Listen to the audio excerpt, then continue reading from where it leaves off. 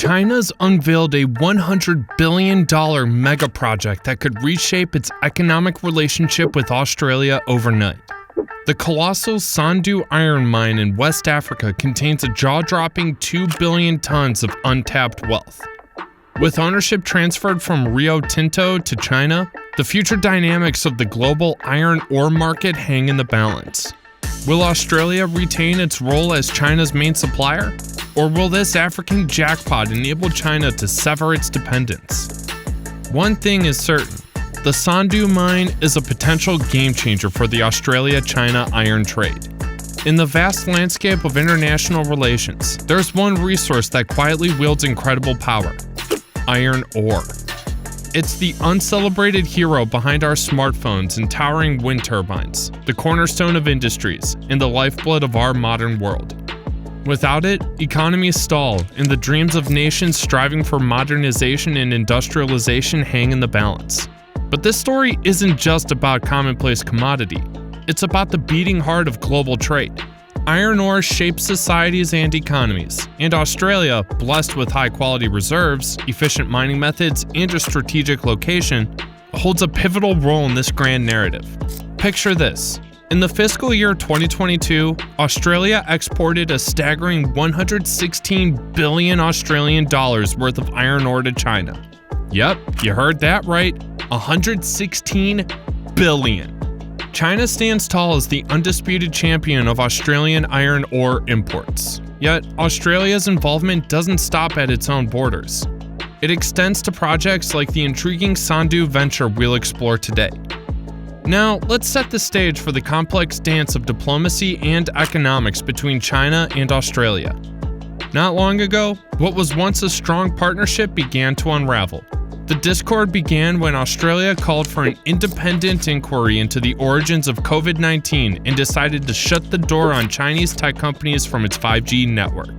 A move that lit the fuse of tensions. Trade wars followed suit, with China slapping tariffs on Australian treasures like wine and barley. Australia's vocal stance on China's human rights and its involvement in Hong Kong and the Pacific further strained ties. The atmosphere between Beijing and Canberra resembled the frosty relations between China and the United States. But here's where the real power play begins. In a bold gambit that shook the mining world, China seized control of a prominent iron ore mine in the African nation of Guinea, abruptly ending decades of dominance by Western giants like Rio Tinto. And, as if fate had scripted it, the Australians had been struggling for years to kickstart a profitable mega project, dating all the way back to the early 2000s. Promises had been made, but profits remained elusive. So why not seize the opportunity themselves? For China, it was a chance to turn this mega project into a reality while creating diplomatic waves down under. It's a story where iron ore meets geopolitics, and the result? Nothing short of astonishing. Fast forward to 2023, and here's the unexpected twist. Nothing has reached completion yet. It's akin to ordering a pizza and then waiting for years only to find out that your delivery guy has gotten lost in the sauce. Rio Tinto, the colossal mining giant, hasn't exactly been a shining beacon of integrity.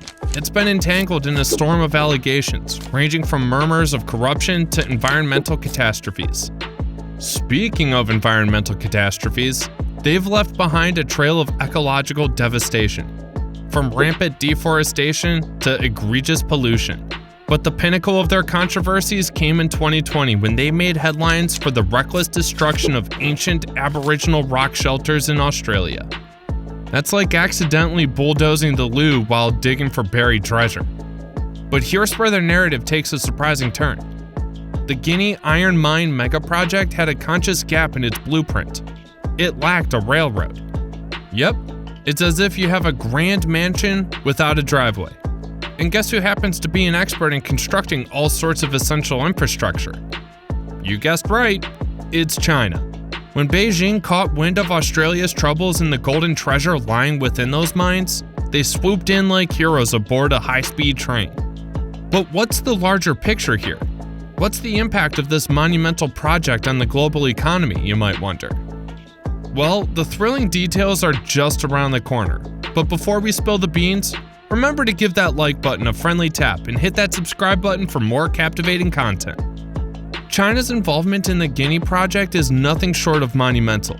Envision this: China's state-owned aluminum company, Chinalco, holds an impressive 40% stake in the Sandu iron ore project. And if that weren't enough, there's a China-backed consortium known as SMB Winning, which commands another 30%. Crunch the numbers, and you'll realize that China essentially holds the lion's share, a commanding 70% of the project. Now, this isn't merely a $100 billion investment from China to flaunt their financial prowess. It's about constructing vital infrastructure. Railways, ports, you name it. That's indispensable for transporting all that iron ore. As China shifts away from its reliance on Australian iron ore, it could send shockwaves through Australia's economy. Iron ore exports have been the driving force behind their GDP, and a shift like this, well, it's comparable to changing your car's fuel from gasoline to rocket fuel. China's newfound self-sufficiency in the iron ore realm could have ripple effects worldwide. They could be rewriting the rules of global iron ore trade. Prices might embark on a roller coaster journey, and we've all witnessed the transformative impact of China's mass production prowess on global markets. But wait, the Sandu project isn't just about economics, it's a geopolitical chess match played on a global scale. China's expanding presence in Africa has indeed raised concerns reminiscent of a chess game where China appears to be acquiring all the most valuable pieces. With its growing influence over Africa's resources and economies, there's a legitimate worry that it could trigger a significant shift in global power dynamics. However, every colossal project carries its own set of environmental and social responsibilities. The Sandu project is no different. It's resembling a high-wire act between progress and accountability. Both China and Guinea must ensure that this project adheres to environmental standards and respects the rights of local communities.